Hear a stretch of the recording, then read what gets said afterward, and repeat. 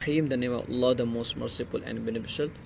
So guys, جیسا کہ آپ کو پتا ہے کہ تیسیر البلاغہ کے اندر میں نے آپ کو مختلف چیزیں بتائی تھی، تشبیہ، ارکان تشبیہ وغیرہ.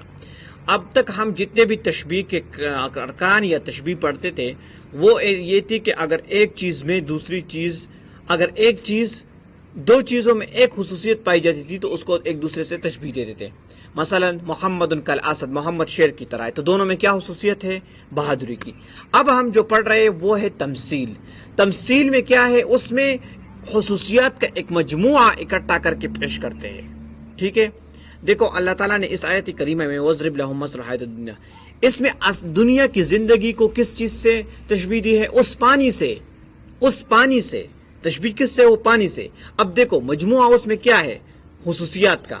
وہ پانی جو آسمان سے برستا ہے، زمین سے نباتات نکلواتا ہے، پھر زمین کو کیا کرتا ہے؟ قرآن کی آیت دیکھو، پھر اللہ تعالیٰ فرماتے ہیں فَأَصْبَحَ حَشِيمًا تَذْرُوهُ، زمین کو گرین بنا کے، ہرا سبزہ بنا کے پیش کرتا ہے. پھر تَذْرُ الرِّيَاحَ، یہ ہوا میں پاکیزگی لے کے آتی ہے. یہ پانی دیکھو، پانی میں کتنی خصوصیات ہے. دنیا کی زندگی کو کس چیز سے تشبیہ دی؟ پانی سے. پانی کے اندر 3-4 خصوصیات تھی، تو یہ کہتے تشبیہ تمثیل.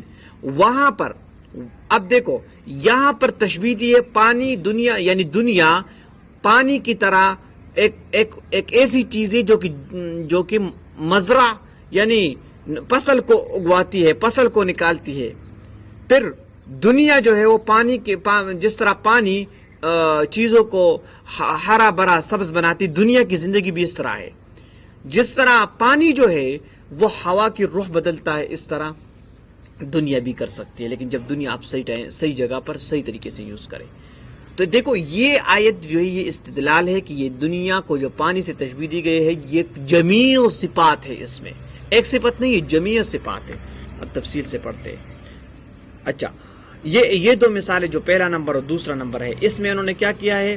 اس میں انہوں نے جو ہم پچھلے سے آ رہے ہیں اسی طرح سے ایک مثال دی تاکہ آپ کو میمورائز ہو جائے. کیا کہتے ہیں انہوں نے جسٹ ریپیٹیشن کی ہے اس کی، تشبیہ مفرد کی، جو ایک خصوصیت سے. کس طرح؟ هو البحر السماء هو الجود فازداد منه قربات تزدد من الفقور بعد. ایسا کہتے ہیں کہ وہ جو ہے وہ ایک بندہ شاعر کہتا ہے وہ کیا ہے؟ بحر السماء، وہ سمندر ہے. والجود فاز، وہ ایک بہت بڑا سمندر ہے. اور والجود فازت، سہا کے اندر سخاوت میں وہ انتہائی بہت بڑا سمندر ہے، یعنی اس کی سخاوت سمندر کی گہرائیوں کی طرح بڑا ہے. تو ایک ہی خصوصیت ہے. اب یہ نہیں کہا کہ سمندر کی پانی کی طرح شفاف ہے، مچھلی جس طرح سمندر کے اندر رہتی ہے اس طرح کی سخاوت میں غریب لوگ رہتے، نہیں، یہ نہیں کہا. بس سمپل کہا کہ وہ بڑا ہے، یعنی اس کی بڑا ہونے کے لیے کافی ہے کہ وہ سمندر کی طرح ہے. جتنے قریب لوگ اس کے قریب جاتے ہیں وہ اتنے ہی فقر سے بغید جاتے ہیں. اس شعر کا مطلب ہے. اس دوسرے شعر میں کیا کہ واللیل کموج البحر ارحا، رات جو ہے وہ بالکل سمندر کی موجوں کی طرح اندھیرا ہے. تو یہ ان کی جو اندھیرا ہے وہ ایک ہی صفت ہے. یعنی ابھی مزید انہوں نے کچھ نہیں کہا، لیکن اس نیچے والی آیت میں اللہ تعالیٰ نے مزید تفصیل کی کہ وہ پانی کس طرح کی پانی. اب میں آپ کو ایک اور مثال بھی دیتا ہوں. ٹھیک ہے، نیچے آئیے، نیچے آئیے، نیچے آئیے، نیچے آئیے. میں نے قاعدہ بھی آپ کو نہیں پڑھایا، نہیں قاعدہ پھر پڑھتے. ٹھیک ہے، ایک مثال. اچھا، یہ آخری مثال ہے ادھر. یا ایھا الذین آمنوا لا تبطلوا صدقاتکم بالمن والاذی، اے مومنو اپنے صدقات کو ضائع مت کرو بالمن والاذی. کالذی ينفق مالہ رئاء الناس، اذی یعنی تکلیف پہ. جو لوگ اپنی مال کو رئاء الناس کے لیے خرچ کرتے ہیں تاکہ ریا ہو جائے. اب وہ لوگوں کی خصوصیت ایک اور کیا ہے؟ ولا یؤمن باللہ والیوم الاخر، ان کی اللہ پر یوم آخرت پر کوئی ایمان نہیں. کمثلہ، اس کی مثال پھر اللہ بیان کرتا. تو دیکھو یہ مثال اب مجموعی طور پر کیا ہے؟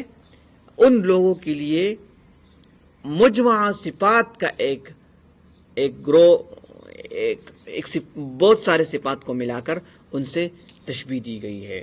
جس واسطے تشبیہ تمثیل، جس میں ایک صفت نہیں کثیر صفات سے ایک چیز مل کر آپ کو پیش آتی ہے.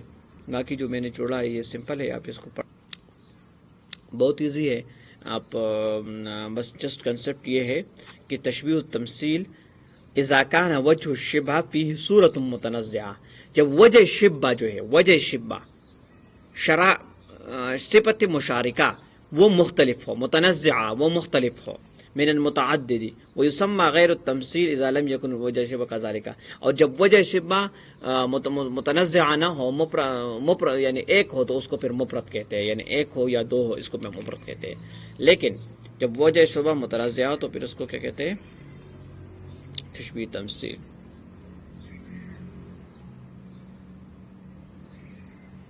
اچھا، تجد الآيات الكريمة تشبه الحياة الدنيا في إقبالها بزخرفها وزينتها وملذات ثم سرعت زوالها وانتقاضها ما فيه يشبه في ذلك صورة ما أن أنزلنا على الأرض فانزلت وازدهرت زرعها ثم أشار آيات جميلة. کہتے ہیں کہ حیات الدنیا کے اس آیت کے اندر ایک کس چیز سے تشبیہ دی گئی ہے؟ اپنے حسن میں، یعنی جب یہ حسین ہوتی ہے بالکل اپنے جوبن میں ہوتی ہے تو کس طرح خوبصورت ہوتی ہے، پھر ایک دم اس پر زوال آتا ہے، ٹھیک ہو گیا، پھر اللہ تعالیٰ پانی نازل کرتا ہے، اس پانی سے پھر یہ خوبصورت ہو جاتی ہے، پھر یہ اصبحت رائعۃ جمیلۃ، پھر اس میں ایک اندر کی رائعیت اور جمال آ جاتی ہے. تو کیا ہے؟ بل صورت مرکبۃ من النماء والتکامل والجمال ثم اچھا، یہ دیکھو یہ ایک پورا صورت بن گیا، زوال آ گیا، پھر نما آ گئی، پھر زوال آ گیا، پھر اللہ نے پانی نازل کیا، پھر ایک مرتبہ جو ہے وہ نما آ گئی، اور اس میں نما یعنی وہ نما تربیت کو، گروتھ کو کہتے ہیں، ٹھیک، گروتھ کو. والتکامل والجمال ثم زوال والانتہا، پھر جو ہے انتہا آ جاتی ہے اور یہ دنیا ختم ہو جاتی ہے. تو یہاں پر وجہ شبہ کیا ہے؟ مختلف ہے، ٹھیک ہے، وہ مختلف انداز سے بیان کیا گیا ہے.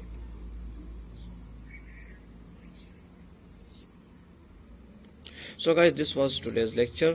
I hope you learned many things. So see you in next lecture. Thank you for watching.